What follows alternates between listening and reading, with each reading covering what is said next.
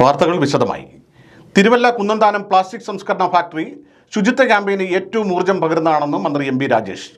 ശുചിത്വത്തിനായുള്ള വലിയ ജനകീയ മുന്നേറ്റമാണ് സംസ്ഥാനത്ത് നടക്കുന്നതെന്നും മന്ത്രി പറഞ്ഞു. പത്തനംതിട്ട ജില്ലാ പഞ്ചായത്തും ക്ലീൻ കേരള കമ്പനിയും സംയുക്തമായി 8 കോടി രൂപ ചെലവിൽ നിർമ്മിച്ച പ്ലാസ്റ്റിക് പാഴ്വസ്തു സംസ്കരണ factory green park Kunnamthanam Kinfra പാർക്കിൽ ഉദ്ഘാടനം ചെയ്യുകയായിരുന്നു മന്ത്രി എം. രാജേഷ്.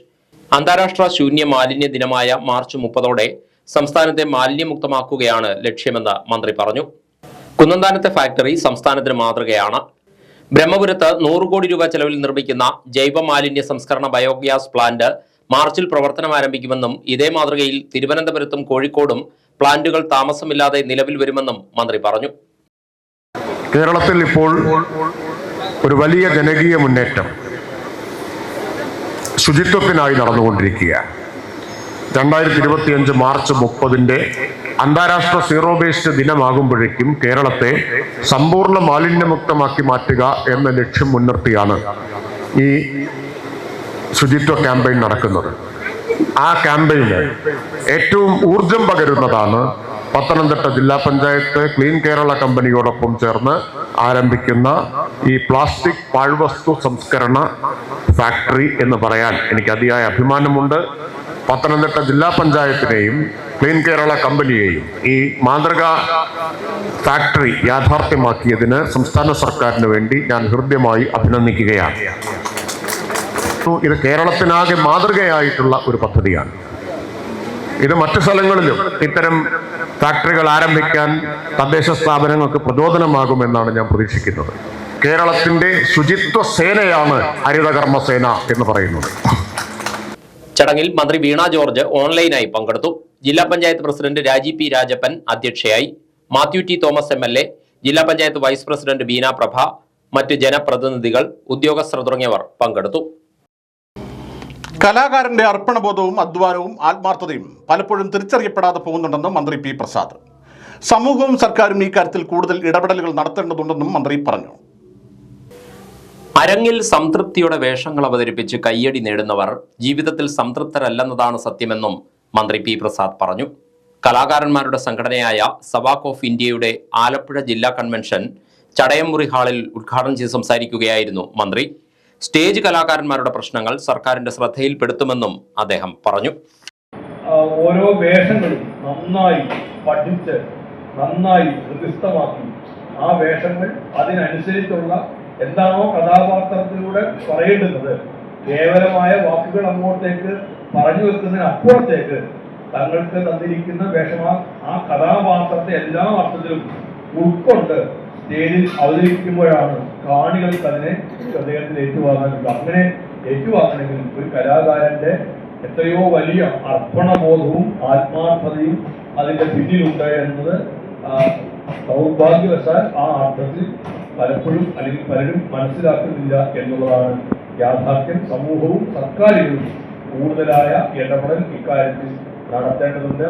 സ്റ്റേജിൽ അല്ലെങ്കിൽ സംതൃപ്തിയോടുകൂടി അഭിനയിച്ച് ഇറങ്ങുമ്പോൾ ജീവിതത്തിൽ തൃപ്തി ഉണ്ടാവുന്നില്ല എന്നുള്ളത് ഇപ്പോൾ നിൽക്കുന്ന ഏറ്റവും പ്രധാനപ്പെട്ട ഒരു പ്രശ്നം തന്നെയാണ്. വളരെ ഗൗരവതരമായി കാണേണ്ട ഒരു കാര്യം തന്നെയാണ് എന്നാണ് എന്റെയും പക്ഷം. സാധ്യമാവുന്ന സഹായങ്ങൾ ചെയ്യുന്ന കാര്യത്തിൽ സർക്കാരിന്റെ ഇടപെടലിന് വേണ്ടി നിങ്ങൾക്ക് വേണ്ടി ഞാനും സംസാരിക്കാം എന്ന് മാത്രം പറഞ്ഞു. സമ്മേളനത്തിൽ സവാക് ഓഫ് ഇന്ത്യ സംസ്ഥാന പ്രസിഡന്റ് ആശ്രമം ചെല്ലപ്പൻ അധ്യക്ഷനായി. സംസ്ഥാന സെക്രട്ടറി S. സജിത്, നേതാക്കളായ Chengannur Sasikumar, Thirumeni Nedumudi, Mallika teacher, PB Murali, Sajeevan Chingoli, Seenu N. Nair തുടങ്ങിയവർ സംസാരിച്ചു. നെൽകർഷക സംരക്ഷണ സമിതിയുടെ നേതൃത്വത്തിൽ ആരംഭിച്ച വാർപാത്ത് 2025 രണ്ടാം സമര പരമ്പരയുടെ 2ാം സമ്മേളനം തോട്ടപ്പള്ളി സ്പിൽവേക്ക് സമീപം നടന്നു.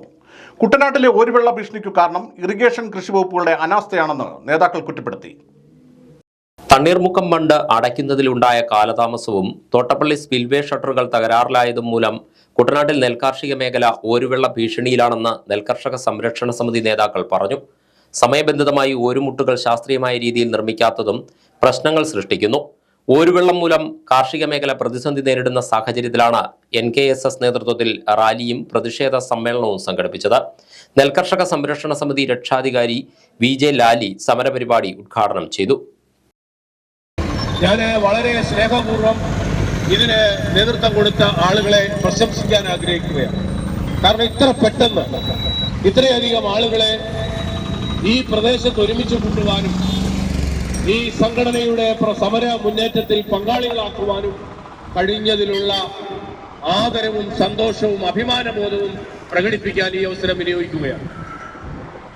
കാരണം ഈ പ്രശ്നത്തിന് ഇനിയും നീട്ടിക്കൊണ്ടുപോകാൻ കഴിയില്ല എന്ന് വളരെ ഗൗരവത്തോടുകൂടി ജനറൽ സെക്രട്ടറി ഞങ്ങളുടെ മുമ്പാകെ ആദ്യത്തെ കോർ കമ്മിറ്റിയിലും അതിനുശേഷം നടന്ന സ്റ്റിയറിംഗ് കമ്മിറ്റിയിലും NKSS സംസ്ഥാന പ്രസിഡന്റ് റജീന അഷ്റഫ് പ്രതിഷേധ യോഗത്തിൽ അധ്യക്ഷത വഹിച്ചു.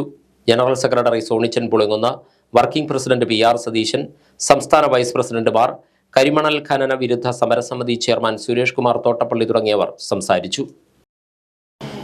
തലവടി സബ് ജില്ലയിലെ പ്രീ പ്രൈമറി കുട്ടികൾക്കും അവരുടെ അമ്മമാർക്കുമായി വർണ്ണോത്സവം എന്ന പേരിൽ സംഘടിപ്പിച്ച കലോത്സവം ശ്രദ്ധേയമായി. ADUP സ്കൂളിലും ഗവൺമെന്റ് വൊക്കേഷണൽ ഹയർ സെക്കൻഡറി സ്കൂളിലുമായി 5 വേദികളിലായാണ് മത്സരങ്ങൾ നടന്നത്. സാധാരണ കലോത്സവങ്ങളിൽ നിന്നും വ്യത്യസ്തമായി അമ്മയും കുട്ടിയും എന്ന പേരിൽ മാതാവിന്റെ സർഗാത്മക കഴിവുകളും കൂടി പുറംലോകമറിയുന്ന ഒരു വേദിയായി മാറി വർണ്ണോത്സവം.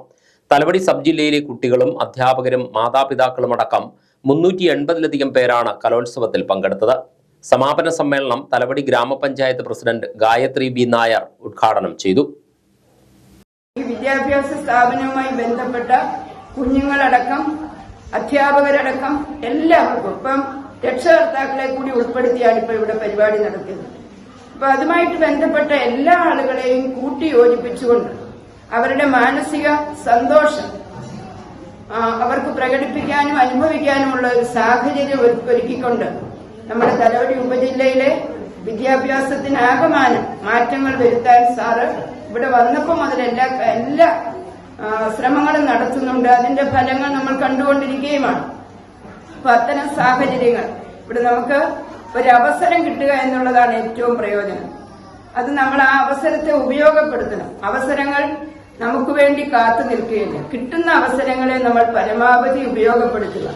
അപ്പൊ അതിനുള്ള ശ്രമം ഇവിടെ വന്നിരിക്കുന്ന രക്ഷകർത്താക്കളൊക്കെ ചെയ്തിട്ടുണ്ട്. സാറ് ഒരു സാഹചര്യം തന്നപ്പോൾ അല്ലെങ്കിൽ ഒരു അവസരം തന്നപ്പോൾ ആ അവസരത്തെ ഉപയോഗപ്പെടുത്താൻ നിങ്ങൾ ഓരോരുത്തരും ശ്രമിച്ചതുകൊണ്ടാണ് കുഞ്ഞുങ്ങൾക്കൊക്കെ അതിൽ പങ്കെടുത്ത് അവരുടെ എല്ലാ കഴിവുകളെയും ഇവിടെ കാണിക്കാൻ സാധിച്ചത്. ADUP school manager G. Jayakumar അധ്യക്ഷനായിരുന്നു. ചമ്പക്കുളം ബ്ലോക്ക് പഞ്ചായത്ത് അംഗം അജിത് കുമാർ പിഷാരത് സമ്മാനദാനം നിർവഹിച്ചു. വാർഡ് മെമ്പർ ബിനു സുരേഷ്, തലവടി BRCയിലെ block project coordinator Gopalal, Thalavady sub ജില്ലാ വിദ്യാഭ്യാസ officer K. Santhosh, HM forum convener Sini M. Nair തുടങ്ങിയവർ സംസാരിച്ചു. Professor R. ജിതേന്ദ്രവർമ്മ സ്മാരക നാദം സാഹിത്യ പുരസ്കാരത്തിന് PK ഗോപി, ജ്യോതിലക്ഷ്മി നമ്പ്യാർ, TK സുവർണൻ എന്നിവർ അർഹരായി. ജനുവരി 30-ന് പറവൂർ ജനജാഗൃതി ഹാളിൽ നടക്കുന്ന ചടങ്ങിൽ സാഹിത്യ പുരസ്കാരങ്ങൾ വിതരണം ചെയ്യും. പുരസ്കാര വിതരണ സമ്മേളനം കവിയും വയലാർ അവാർഡ് ജേതാവുമായ പ്രഭാവർമ്മ ഉദ്ഘാടനം ചെയ്യുമെന്ന് സംഘാടകർ വാർത്താ സമ്മേളനത്തിൽ അറിയിച്ചു. പ്രൊഫസർ ജിതേന്ദ്രവർമ്മയുടെ സഹധർമ്മിണി ജയലക്ഷ്മി വർമ്മ പുരസ്കാര സമർപ്പണം നടത്തും. അവാർഡ് ജേതാക്കൾക്ക് 11,111 രൂപ ക്യാഷ് അവാർഡും ഫലകവുമാണ് നൽകുക. Professor MK Sanu, Kiliroor Radhakrishnan, doctor Nedumudi Harikumar എന്നിവർ അടങ്ങുന്ന ജൂറിയാണ് കൃതികൾ തിരഞ്ഞെടുത്തത്. നാദം സാഹിത്യ പുരസ്കാരം 2024 ജേതാക്കളെ പ്രഖ്യാപിച്ചു. ജനുവരി 30-ന് പറവൂർ ജനജാഗൃതി ഹാളിൽ നടക്കുന്ന സാഹിത്യ സാംസ്കാരിക സമ്മേളനം കവിയും വയലാർ അവാർഡ് ജേതാവുമായ ശ്രീ പ്രഭാവർമ്മ ഉദ്ഘാടനം ചെയ്യും. പ്രസ്തുത സമ്മേളനത്തിൽ വെച്ച് അവാർഡ് ജേതാക്കൾക്ക് ക്യാഷ് അവാർഡുകളും ഫലകങ്ങളും നൽകും. അവാർഡ് തുക 30,333 രൂപയാണ്. 33 രൂപയാണ്. 33,333 രൂപയാണ്. 11,111 രൂപ വീതം 3 കൃതികൾക്കാണ് നൽകുന്നത്. പ്രൊഫസർ MK സാനു മാഷ്, ശ്രീ കിളിരൂർ രാധാകൃഷ്ണൻ, ഡോക്ടർ നെടുമുടി ഹരികുമാർ എന്നിവരുടെ നേതൃത്വത്തിലുള്ള ജൂറി അംഗങ്ങളാണ് കൃതികൾ തിരഞ്ഞെടുത്തത്. ആകാശപ്പന്ത് ഓർമ്മകൾ ശ്രീ PK ഗോപി, പഴഞ്ചൊല്ലിൽ പതിരില്ല കഥകൾ ശ്രീമതി ജ്യോതിലക്ഷ്മി നമ്പ്യാർ, അമ്മാമ്മയുടെ കേശുവേട്ടൻ നോവൽ ശ്രീ TK സുവർണൻ. മത്സരത്തിൽ തെരഞ്ഞെടുക്കപ്പെട്ട 10 രചയിതാക്കളെ ചടങ്ങിൽ ആദരിക്കുമെന്നും സംഘാടകർ അറിയിച്ചു. Doctor Nedumudi Harikumar, John Pookkayi, professor R. Ramarajavarma എന്നിവർ വാർത്താസമ്മേളനത്തിൽ പങ്കെടുത്തു. സാമ്പത്തിക തട്ടിപ്പ് നടത്തി 30 വർഷത്തോളം ഒളിവിൽ കഴിഞ്ഞിരുന്ന പ്രതിയെ രാമങ്കരി പോലീസ് അറസ്റ്റ് ചെയ്തു. തിരുവല്ല കവിയൂർ വില്ലേജിൽ പാറവട്ടം വീട്ടിൽ വിജയൻ പിള്ളയാണ് രാമങ്കരി പോലീസ് പിടികൂടിയത്. 1995 സാമ്പത്തിക തട്ടിപ്പ് നടത്തി ഒളിവിൽ പോയ പ്രതി പല സ്ഥലങ്ങളിലായി താമസിച്ചു വരവെയാണ് പോലീസിന്റെ പിടിയിലായത്. ഇയാൾ ആലപ്പുഴയിൽ വരുന്നതായി വിവരം ലഭിച്ച പോലീസ് തന്ത്രപരമായി പിടികൂടുകയായിരുന്നു. അമ്പലപ്പുഴ ഡിവൈഎസ്പി KN രാജേഷിന്റെ നിർദ്ദേശപ്രകാരം രാമങ്കരി പോലീസ് സ്റ്റേഷൻ ഇൻസ്പെക്ടർ ജയകുമാറിന്റെ നേതൃത്വത്തിലുള്ള സംഘമാണ് പ്രതിയെ പിടികൂടിയത്.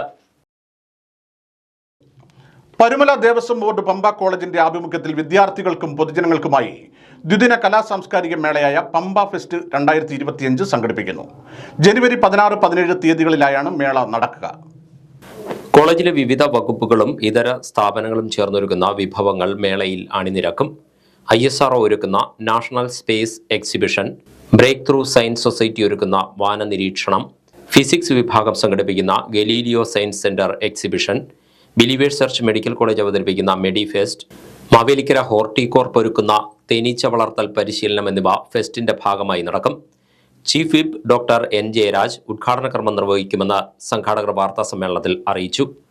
നമ്മൾ ജനുവരി 16-17 തീയതികളിലായിട്ട് പമ്പ ഫെസ്റ്റ് എന്ന് പറയുന്നൊരു പ്രോഗ്രാം ഓർഗനൈസ് ചെയ്തുകൊണ്ടിരിക്കുകയാണ്. ഉദ്ദേശം എന്ന് പറയുന്നത് മാറുന്ന വിദ്യാഭ്യാസ പരിഷ്കാരങ്ങൾക്കനുസരിച്ച് നമ്മുടെ പുതിയ തലമുറയെ അതിന് പ്രാപ്തമാക്കിയെടുക്കുക എന്നുള്ളതാണ്.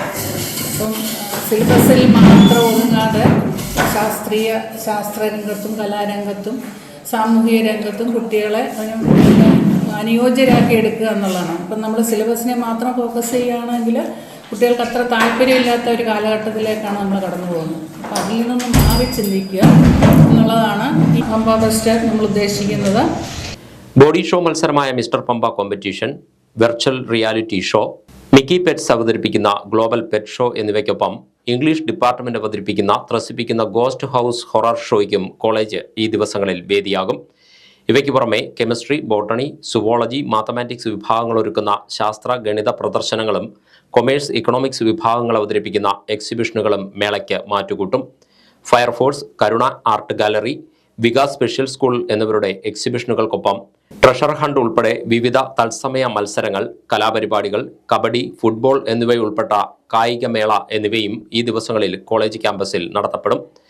കോളേജ് NSS യൂണിറ്റ് സംഘടിപ്പിക്കുന്ന തുടി നാടൻപാട്ട് മത്സരത്തോടൊപ്പം Ithal folk band, Kochi Badlaav music band എന്നിവർ ഒരുക്കുന്ന സംഗീത നിശയും അരങ്ങിലേറും. പരിപാടികൾ വിശദീകരിക്കാൻ ചേർന്ന വാർത്താ സമ്മേളനത്തിൽ college principal S. Sreekala, general convener doctor N. Abhilash, programme convener doctor Ratheesh Kannampadavil, MG university senate അംഗം doctor MS. Unni, office superintendent Santhosh Kumar, TB Prabeesh Kumar എന്നിവർ പങ്കെടുത്തു. ഭാവഗായകൻ P. ജയചന്ദ്രന്റെ ഓർമ്മകളുമായി ചെന്നിത്തല സ്വദേശിയായ ഗാനരചയിതാവ് രാജീവ് വൈശാഖ്. 173ഓളം ഗാനങ്ങൾ രചിച്ചിട്ടുള്ള രാജീവ് 2022 ജയചന്ദ്രനെ പരിചയപ്പെടുന്നത്. ഒരിക്കലും മറക്കാത്ത നിത്യഹരിത ഗാനങ്ങൾ മലയാളിക്ക് സമ്മാനിച്ച ഭാവഗായകന്റെ വിയോഗം ഏറെ വേദനിപ്പിക്കുമ്പോഴും താൻ എഴുതിയ വരികൾക്ക് സ്വരമാധുരി പകർന്നു നൽകിയ P. ജയചന്ദ്രന്റെ ഓർമ്മകൾ ഒരു നിധി പോലെ കാക്കുകയാണ് ചെന്നിത്തല വൈശാഖത്തിൽ രാജീവ് വൈശാഖ് എന്ന ഗാനരചയിതാവ്. 2022 ഒക്ടോബറിലാണ് മാന്നാർ തൃക്കുരട്ടി മഹാദേവനെ കുറിച്ചുള്ള രാജീവിന്റെ വരികൾ P. ജയചന്ദ്രൻ ആലപിച്ച് റെക്കോർഡിംഗ് നടത്തിയത്. ഈ ഗാനത്തിന് സംഗീത സംവിധാനം നിർവഹിച്ച രാജീവ് ആലുങ്കൽ മുഖേനയാണ് P. ജയചന്ദ്രനുമായുള്ള രാജീവ് വൈശാഖിന്റെ അടുപ്പം. തൃശ്ശൂരിൽ വെച്ചായിരുന്നു റെക്കോർഡിംഗ്.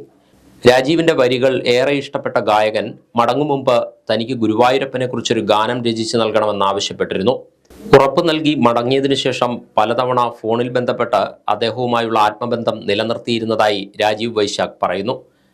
ഏതാനും മാസങ്ങൾക്ക് മുമ്പാണ് രാജീവ് വൈശാഖ് P. ജയചന്ദ്രന് ഗുരുവായൂരപ്പനെ സ്തുതിക്കുന്ന ഗാനം എഴുതി സമർപ്പിച്ചത്. അപ്പോൾ ഞാൻ മൂന്നാമത്തെ മാസം വിളിച്ച് സംസാരിച്ചത് പ്രൊഫസറെ, ഇപ്പോൾ പാട്ട് ചെയ്യാൻ പറ്റുന്നില്ല, സാമ്പത്തിക ബുദ്ധിമുട്ടുണ്ടല്ലോ, അതെന്താ പൈസ? പാടാൻ സാറിന് എനിക്ക് തൻ്റെ പൈസ വേണ്ട, ആ പാട്ട് ഞാൻ വരും, ഞാൻ പാടിക്കോളാം, ഒരു പൈസ എനിക്ക് വേണ്ട, ഞാൻ അത് പ്രതീക്ഷിച്ചല്ല. അപ്പോൾ അത് ഞാൻ മനസ്സിലാക്കിയത് പുള്ളിക്കൊരു വിഷമം ഉണ്ടായിരുന്നു, പുള്ളിക്ക് രോഗമുണ്ട് എന്ന് പുള്ളിക്കറിയാം, പക്ഷെ ആരോടും പറഞ്ഞിരുന്നില്ല. ഈ അടുത്ത കാലത്താണ് ശുഷ്കമായി വന്നിട്ട് ഞാൻ സത്യത്തിൽ അത് കാണാൻ എനിക്ക് ഒരുപാട് ഫോണിൽ സംസാരിക്കുമ്പോഴൊക്കെ ഒരുപാട് അഡ്വൈസ് ചെയ്താണ് എഴുതിയിട്ട് വീണ്ടും വീണ്ടും മോഡിഫൈ ചെയ്യാൻ നോക്കണം. ഒരേ രാഗത്തിൽ പിടിക്കുക, രാഗം മാറ്റി പിടിക്കണം. മുൻവിധിയോടുള്ള എഴുത്ത് വേണ്ട, എഴുതുക. എന്നിട്ട് സംഗീതം കൊടുക്കുന്നവർ അവർ സംഗീതം ഇടുമ്പോൾ അതൊരു വേറൊരു ലെവലായിട്ട് മാറും. വിവിധ സാമൂഹിക സാംസ്കാരിക സംഘടനകൾക്ക് നേതൃത്വം നൽകുന്ന രാജീവ് കോവിഡ് കാലത്താണ് കഥകളും കവിതകളും ഗാനങ്ങളും രചിച്ചു തുടങ്ങിയത്. ഇതുവരെ 173ഓളം ഗാനങ്ങൾ ഇദ്ദേഹം രചിച്ചിട്ടുണ്ട്. ഇതിൽ 45 ഗാനങ്ങൾ റെക്കോർഡ് ചെയ്തിട്ടുമുണ്ട്. ജയചന്ദ്രൻ മാഷിനെ ഒരാഴ്ച മുമ്പ് ഫോണിൽ ബന്ധപ്പെടാൻ ശ്രമിച്ചെങ്കിലും കഴിഞ്ഞിരുന്നില്ലെന്ന് രാജീവ് ഓർക്കുന്നു. അടുത്ത ദിവസം തന്നെ നേരിട്ട് കാണണമെന്ന ആഗ്രഹത്തിലിരിക്കുമ്പോഴാണ് അദ്ദേഹത്തിന്റെ വിയോഗ വാർത്ത എത്തിയത്. വിശ്വശാന്തിക്കായുള്ള പ്രാർത്ഥനയുമായി വടക്കേ ഇന്ത്യയിൽ നിന്ന് 8000ഓളം കിലോമീറ്റർ കാൽനട യാത്ര ചെയ്ത് ശബരിമല സന്നിധാനത്ത് എത്തി 2 അയ്യപ്പ ഭക്തർ.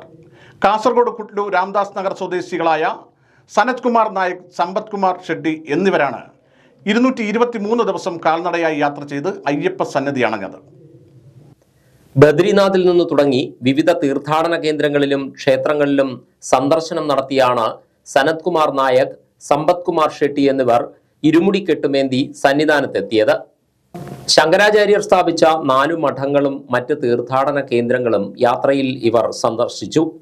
മെയ് 26-ന് ട്രെയിൻ മാർഗം കാസർഗോഡ് നിന്ന് തിരിച്ച ഇവർ ബദ്രിനാഥിലെത്തുകയും ജൂൺ 2-ന് കെട്ടുനിറച്ച് 3-ന് അവിടെ നിന്ന് കാൽനടയായി യാത്ര തിരിക്കുകയുമായിരുന്നു. അയോധ്യ, ഉജ്ജയിനി, ദ്വാരക, പുരി ജഗന്നാഥ്, രാമേശ്വരം, അച്ചൻകോവിൽ, എരുമേലി വഴിയാണ് സന്നിധാനത്ത് എത്തിച്ചേർന്നത്. വിവിധ സ്ഥലങ്ങളിൽ ക്ഷേത്രങ്ങളിൽ തങ്ങിയും അവിടുത്തെ ഭക്ഷണം കഴിച്ചും മറ്റു സ്ഥലങ്ങളിൽ പാചകം ചെയ്തു കഴിച്ചുമാണ് യാത്ര തുടർന്നത്. സന്നിധാനത്തെത്തിയ സനത് കുമാർ നായിക്കിനെയും സമ്പത് കുമാർ ഷെട്ടിയെയും ചുക്കുവെള്ളം നൽകി special officer Praveen, assistant special officer Gopakumar എന്നിവർ സ്വീകരിച്ചു. മൊത്തം 8000 കിലോമീറ്ററാണ് നമ്മൾ സഞ്ചരിച്ചിരിക്കുന്നത്. നഗ്നപാതരായാണ് ഈ കാൽനട യാത്ര. ബദ്രിനാഥിൽ നിന്ന് ആരംഭിച്ച ഈ യാത്ര ഉത്തർപ്രദേശിലെ അയോധ്യ, മധ്യപ്രദേശ് ഉജ്ജയിനി, അവിടെ നിന്ന് ഗുജറാത്തിലെ ദ്വാരക, ഒറീസ പുരി ജഗന്നാഥ്, അവസാനം രാമേശ്വരം, തമിഴ്നാട്. അവിടെ നിന്ന് നമ്മൾ എരുമേലിയിലെത്തി ഇപ്പോൾ സന്നിധാനത്തിലേക്ക് എത്തിയിരിക്കുകയാണ്. ഈ യാത്ര ചെയ്യാനുള്ള കാരണം ശങ്കരാചാര്യർ സ്ഥാപിച്ച 4 മഠങ്ങൾ എന്ന് വെച്ചാൽ ബദ്രിനാഥ്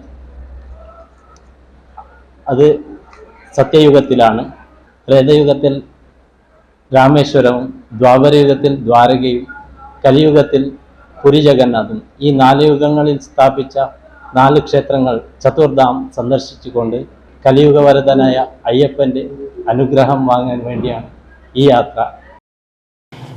ഇനി ഇന്നത്തെ അറിയിപ്പുകൾ.